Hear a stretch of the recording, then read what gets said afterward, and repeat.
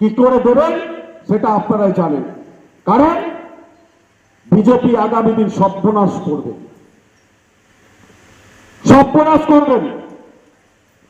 আপনারা যদি সঙ্গে থাকেন,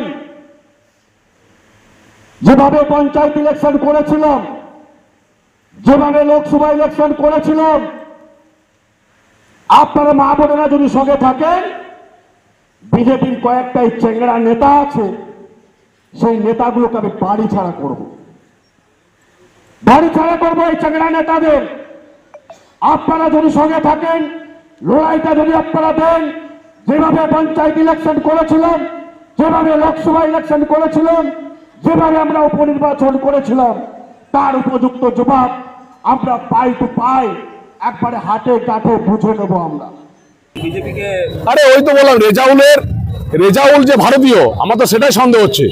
নাহলে বলে কি করে যে বিজেপি থেকে ঘর ছাড়া করবো? তা নয়, রেজাউল মাত্র 4%। সমস্ত হিন্দুদেরকে ঘর ছাড়া করে যেটা যা বার্তা দিচ্ছে, এটা অ্যাকচুয়ালি আমার মনে হয় রেজাউলের পূর্বপুরুষরা বাংলাদেশ থেকে এসছে, কই নিয়ে মনে হয় পাকিস্তানে হতে পারে। সেটাই পুলিশকে বলবো যে আপনি তদন্ত করে দেখুন।